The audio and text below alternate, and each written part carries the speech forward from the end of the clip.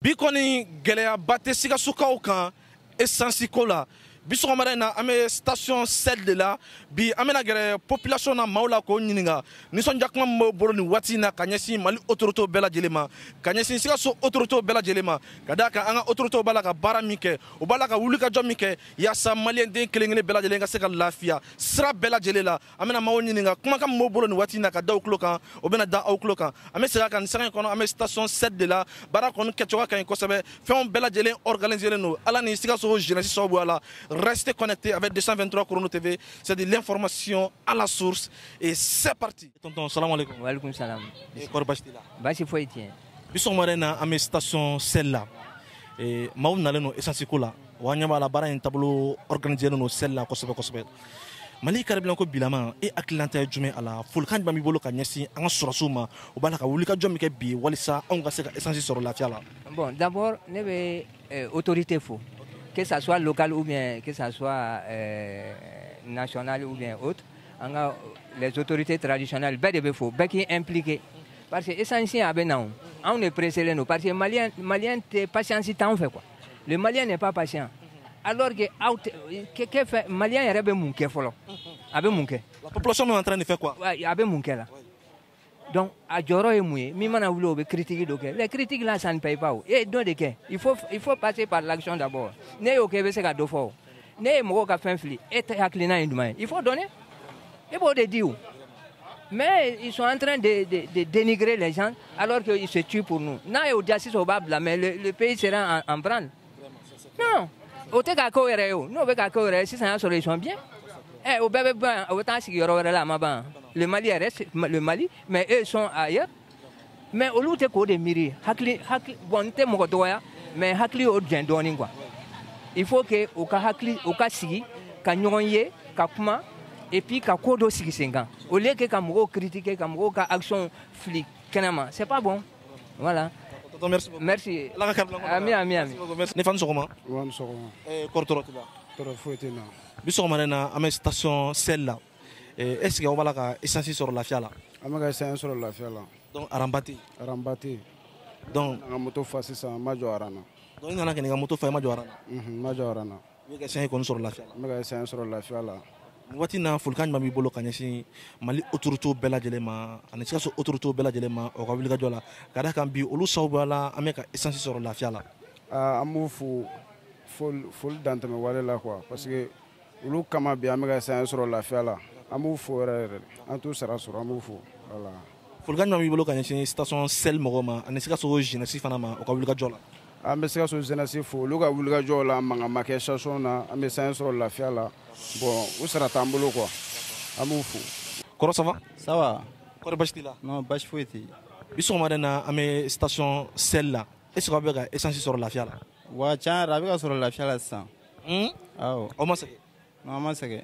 Nous avons fait un bolo kanyasi Mali autorité bela jelema. Ani Sikaso autorité bela jelema.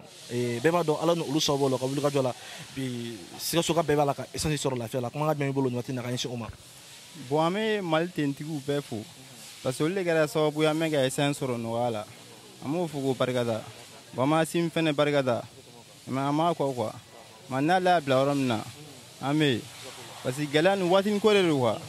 Ema abibanwa. Ma. Watina fulgan ma bolo ganya Sikaso jeunesse fana ma ani station sel mogoma. O fana ka bulu ka jola. Bo station sel mogo. Amul fugu parigada.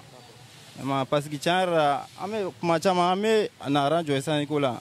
Ma arabe ame sensoro amo fugo bargada o barany mana manga ma bolo natina kan jeunesse fana ma jeunesse mo ko amul fu o barany mana parce que o bara tagabulu kanwa ma merci beaucoup voilà grand frère ça va alhamdulillah ko ribastila bashena alhamdulillah ni watina ame station celle-là est-ce qu'on va gala sur essence ko la bon amala ka gala do ni sur essence ko la parce que essence era pour que ga soro figa na aramne ou bien figa boliga yala bon et puis fana comme tu bola ka fa chugamna bon neta ro ka ja bon moto bare be ne bolo na fala ko kemenani na igata ita ro la amanogo wa soro kuma do la sigi bla bon kemenana koni kemenana ka do nga moto banna bon ni jakarta ndo ba soro absuko ke mais anga sanili nunu bien absonigi nunu bon ati affaire ke faut ka essayer ka do ni fara o kan maintenant kuma dɔ bɛ ne bolo an bɛɛ b'a dɔn ka fɔ essence ko ka gɛlɛn est ce que n'a fɔra ko bɛɛ k'a ka moto fa ka 2000 da la walima ka 1000 ni kɔ la da la est ce que essence bɛna bɛɛ labɔ est ce que bɛɛ bɛna sɔrɔ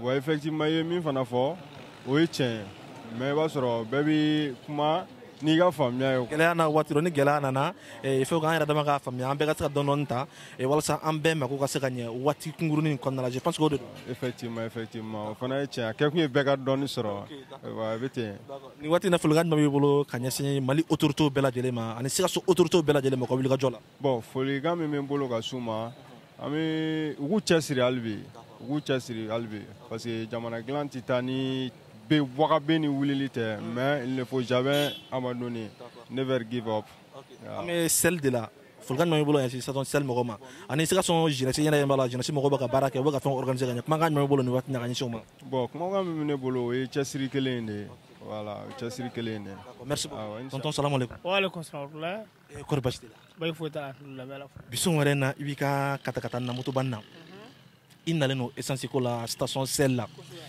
bɛɛ b'a dɔn essence ko in bɛ cogoya min na bi Mali kɔnɔ a ma nɔgɔ nka an ka faamaw b'a la ka wuli ka jɔ min kɛ u b'a la ka cɛsiri min kɛ yaasa maliyɛnden kelen kelen bɛɛ ka se ka lafiya maliyɛnden kelen kelen bɛɛ ka se ka essence sɔrɔ nin saga in kɔnɔ folikan jumɛn b'i bolo ka ɲɛsin an ka sɔrɔsiw ma Mali autorités bɛɛ lajɛlen ma u ka wuli ka jɔ la vraiment n bɛ e yɛrɛ fo fɔlɔ n bɛ i ni baaraɲɔgɔn bɛɛ lajɛlen fo n bɛ jamana ɲɛmɔgɔw fo ka simina ka na bila a ka cɛdenw bɛɛ lajɛlen na n b'olu fo n bɛ sɔrɔsiw fo n bɛ polisiw fo n bɛ tenitigi bɛɛ lajɛlen fo vraiment ne yɛrɛ bɛ se ko na n ma dogo n ma tɔɔrɔ quoi parce que n b'a dɔn nin ye hɛrɛ natɔ ye kɔfɛ diɲɛlatigɛ la fɛn fɛn n'i b'a ɲini hɛrɛ la an bɛ gɛlɛya dɔ ye i tɛna se k'i ka hɛrɛ sɔrɔ o gɛlɛya de bɛ nin ye an bɛ dugawu kɛ sɔrɔsiw ye ka dugawu kɛ maliyɛnden bɛɛ lajɛlen ye ala ka bɛɛ ɲuman nin ko in na ka sɔrɔw sabati ka hakilisigi di bɛɛ lajɛlen ma kira kanu kosɔn sallallahu alaihi wasallam n'ala sɔnna nin ka kuma de ye n bɛ yɛrɛ fo